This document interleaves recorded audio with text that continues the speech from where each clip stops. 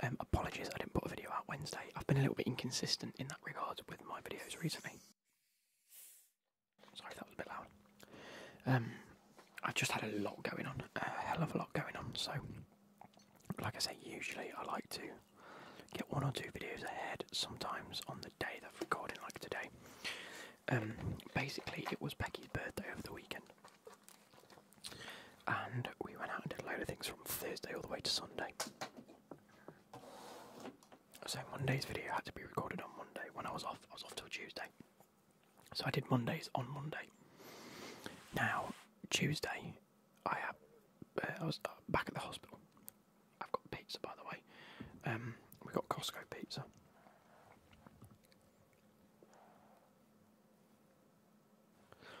I'll use one of the things I don't know. Yeah, I was at the hospital Tuesday, finding out about my operation.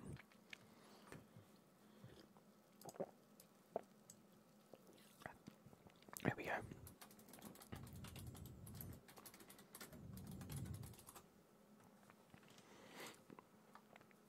So,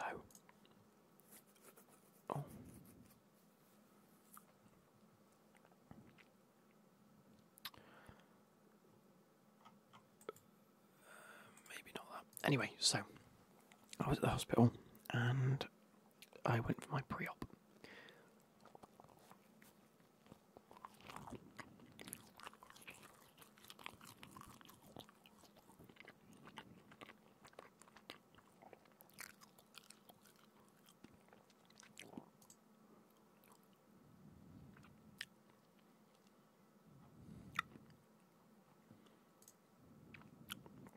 Is this what I want to look at?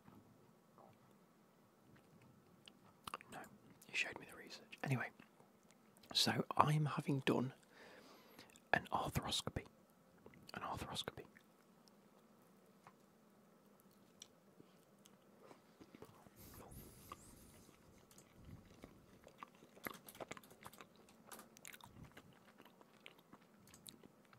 I've got to find all of his publications here.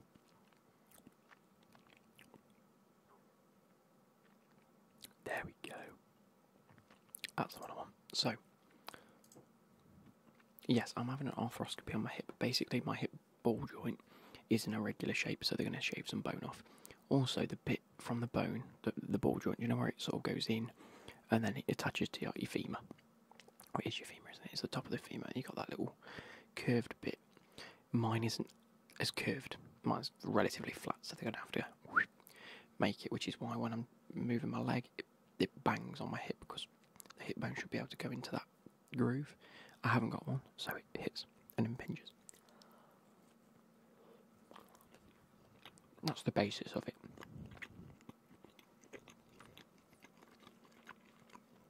From what I understand, anyway. So I've got his research up here because he gave me a link to his research.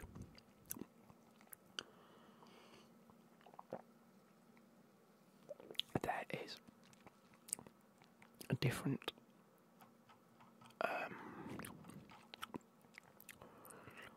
there's a different type of impingement. There is cam, pincer, and mixed. So mixed arguably means a bit of both. Cam impingements are the more regular ones, which is what I've got. I have a cam impingement in my hip.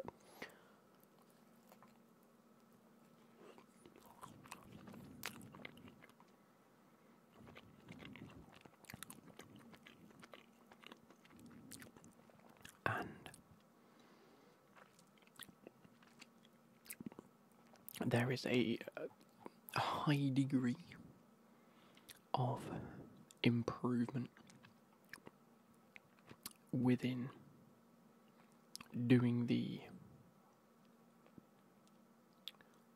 doing the operation, whereas if you're less than 40 years old, I don't know what this means. Anyway, there we go, that's what you want to see. I'm looking at the wrong graph, pardon me. So, let me show you this actually. So this is the research. Oh, where am I? I have a cam. This is pre. These are your IHOT 12 score, which I think that means like a degree of movement. I'm not too sure. It's something. I am male, so I am orange. Within 6 months, I should see a huge improvement. And then within 12 months, a little bit more of an improvement. And then, like it says, it starts to plateau. So after 6 to 12 months of me having the operation, I will then be of the understanding that if I am presenting with any more issues, we need to look at the dysplasia more and do further investigation and operative work. Which is great, if it needs. I might actually, this fixes everything, and I'm happy, and I'm not in pain anymore, which is good.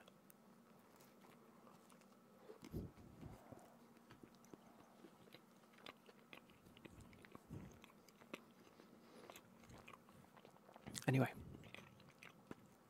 my appointment is booked for the middle of August.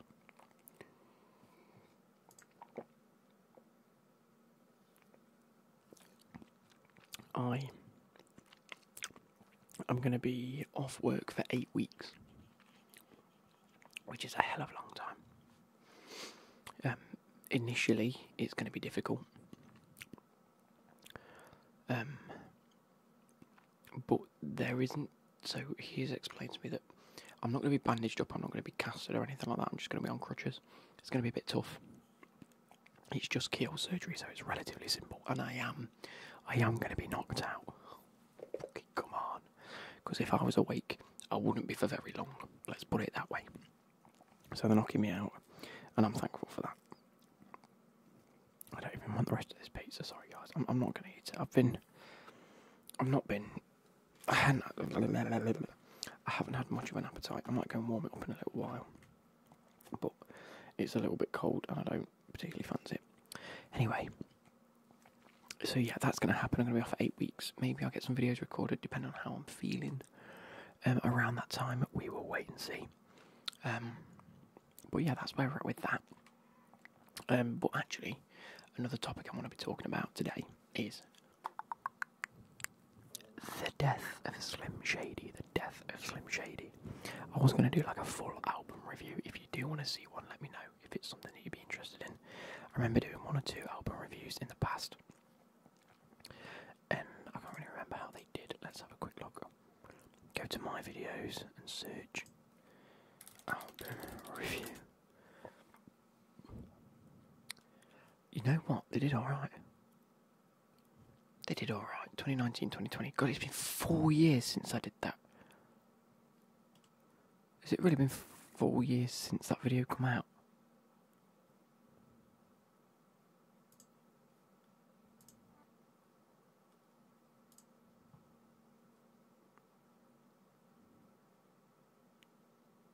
God, look at me there. Jesus Christ.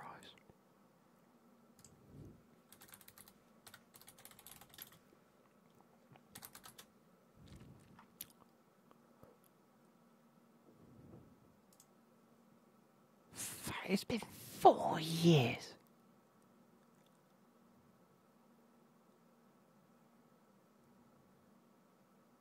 Fair. Anyway,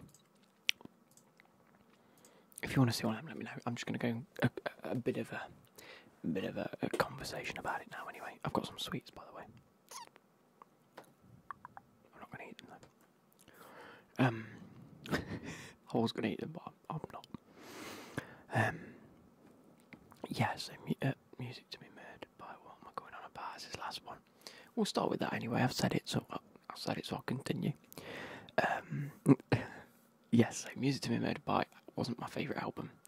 I think his last good albums, Kamikaze was okay, MMLP2 was good.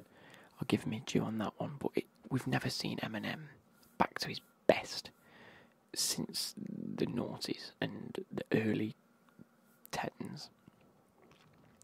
So Death of Slim Shady, I was hopeful for. You know, it was one of those where Houdini came out a couple of weeks ago, and I was like, this could be very good. Toby came out, and you know, I was somewhat pleased. I was quite a fan of Toby. I'm a fan of the song Toby. That's what I want track list. No. And so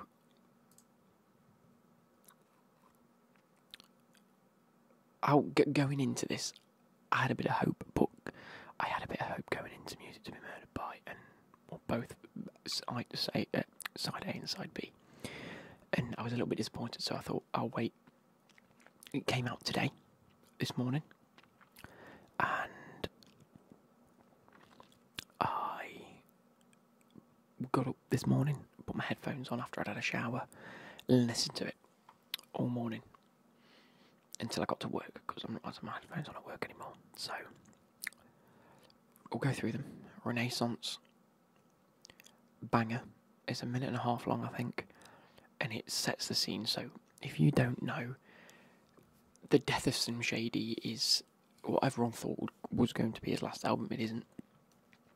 It's more one, he wants to come to terms with Slim Shady as his alter ego, and he wants to put it to bed. He wants to get away from it, say, look, this is the reason it isn't going to work in today's age. There's too much cancel culture. There's too much, what's the word?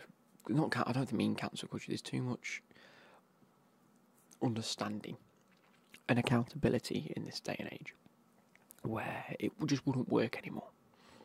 So he starts off with Renaissance and Habits and builds into this having a bit of a struggle.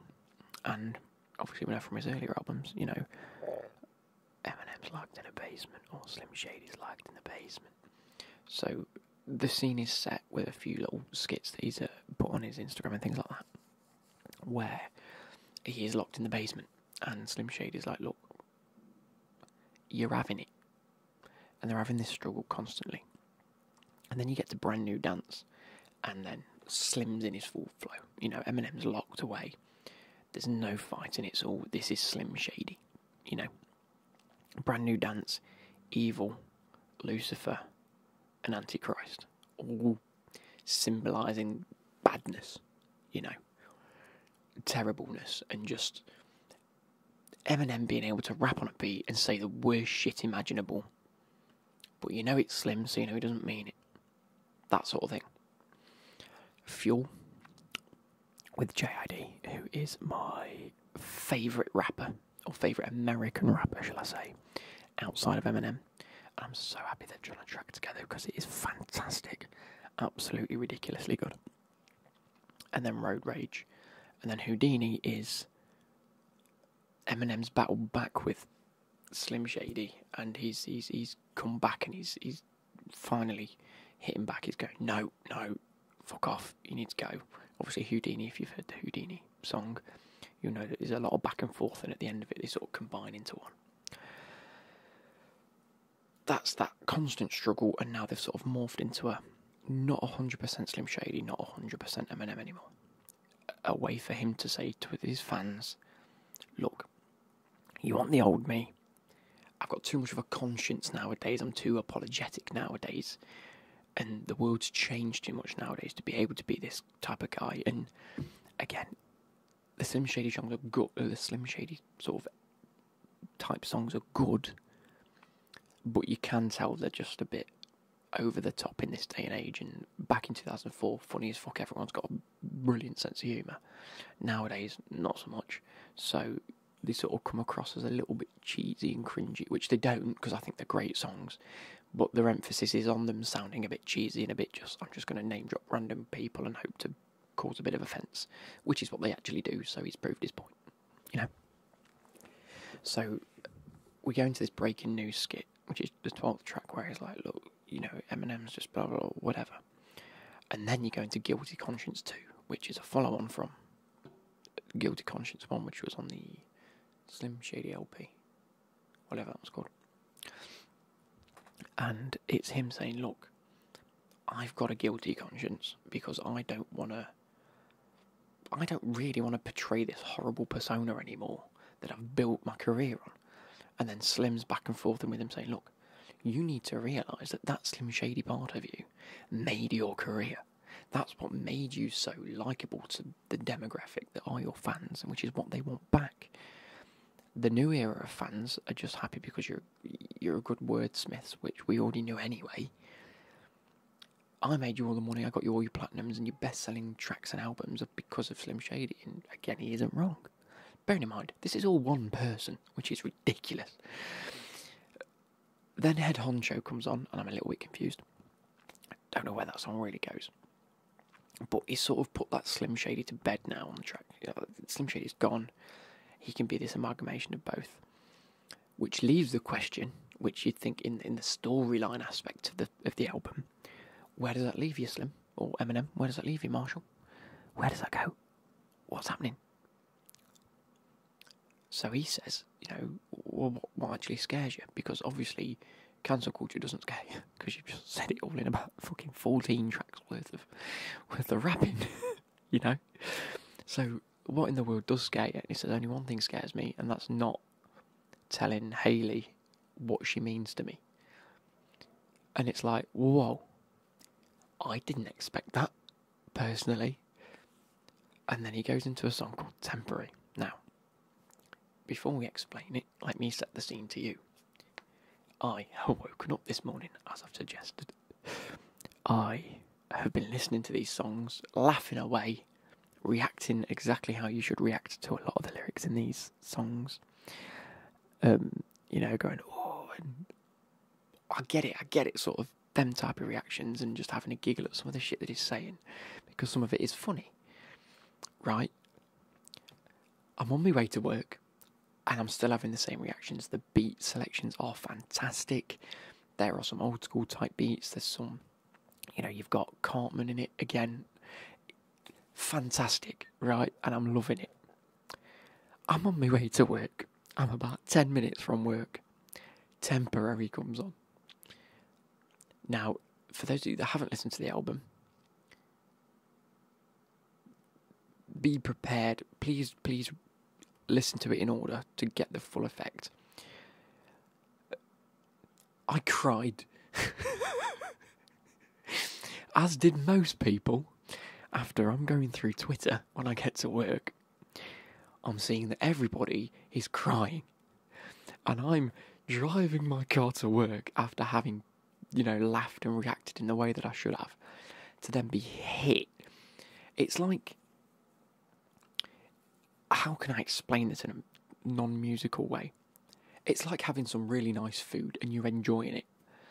And then all of a sudden, you have the hottest food imaginable and it just fucking cooks you right there. And it just takes away everything from the album so far. And it leaves you with this one feeling of, I want to cry. I am emotional. It is sad. And he goes on this whole... You know what? That song isn't even a song. It's not a rap. It's a poem. Skylar Grey does an incredible job. The introduction might be the best introduction to an Eminem song ever in terms of that style of song for him. He just goes... It just makes sense. It's like so perfectly placed in the album. Like, you've gone through this whole tirade of battling your alter ego. You've come to terms with something, whether it's Slim Shady's put to bed or you've amalgamated and you're going to come out of it the other end knowing what to and not to do, to then going, right, well, what do we do? You're left with, where are we? And he says, let's focus on family and the people that I actually bloody love. And I can tell the people how I feel about them. And then he just leaves Hayley with a song about how much he loves her and how much he wants her to remember that when he's dead. And just all the little snippets of, like, bits where she was in the studio as a kid and he was recording. It's just outrageously, like, perfect of a track. And again, I'm on my way to work driving. I am bawling. I'm like going up to traffic lights and people are like, what's he doing? It's bloody brilliant. And I get to work and I'm like, because I'm having people go, are you crying? I'm like, long story.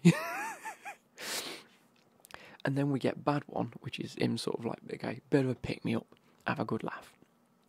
You know, let's be Eminem again. Let's see where we can then go with the rapping. And Bad One's a good song. Then we get Toby in the track list. It's very good. And then it's Guess Who's Back, the skit, and it's just a little snippet. I do think there is going to be a second part of this album, maybe in a year's time or 6 months' time, because it says it all quite well. And then you're like, right, one more track left. Somebody Save Me. A bit of a pull at your heartstrings title. He's only gone and done it again. He's only gone and got me in my feels again. This time it's all about his struggles. It's not about what he's put everyone else through. What it is about what he's put everyone else through, but it's not like directed at anyone. Like outside of him, it's a more intrinsic what's going on. Like what have I put myself through and how has that affected people? Like Temporary was, okay, I need to explain to the people how much I love them and how much if I ever leave and if I die, how much they mean to me and how much I want them to know about things. Somebody Save Me is all about the intrinsic side of things. What have I done to myself that's bad? Or the addiction, or the drugs, all of the missed things he's had through people's lives, or the family members he hasn't had time for, and he wants to come to terms with the fact that he can't ever get that back now. So instead of just moping around and saying, somebody save me, someone pull me out of this, he needs to do it himself. And it's like, his range is just proving it again that he is the best of all time. Do you know what I mean? Like, he spent the first 4 tracks battling an alter ego, saying he doesn't want to be back where he was in the early 2000s. Maybe because of the end of the album, where he talks about his addictions and everything that he was going through back then. So as much as everyone else wants Slim Shady and early Eminem back, he doesn't want to go there. However, he understands, with the Slim Shady tracks, that that's what made it. But also how it also can't work in this day and age, which it can do, but it can't do sort of that. If he didn't play it off as, like, you know, this angle, I don't think it would have worked. So he's done it in a very creative way to say, look, I'll do it, but only because I openly know that I'm doing it on purpose to really cause a reaction, because it will cause the reaction. I'm talking about cancel culture and talking about things that will cause cancel culture. Do you know what I mean? To then say, right, I'm battling this alter ego. I can't be in this rut of my own life and body and just suffering, but I can't go back to where I was. So we need to come up with a solution and meet in the middle, which is the middle part of the tracks, like Fuel Road Rage Houdini, where it is just a battle and an amalgamation. Then it's Guilty Conscience. Where do we go from here? Temporary, Bad One, Toby, and Somebody Save Me. Right, that's to end the tracks. Okay, this is who I want to be now. I want to apologise to all of you.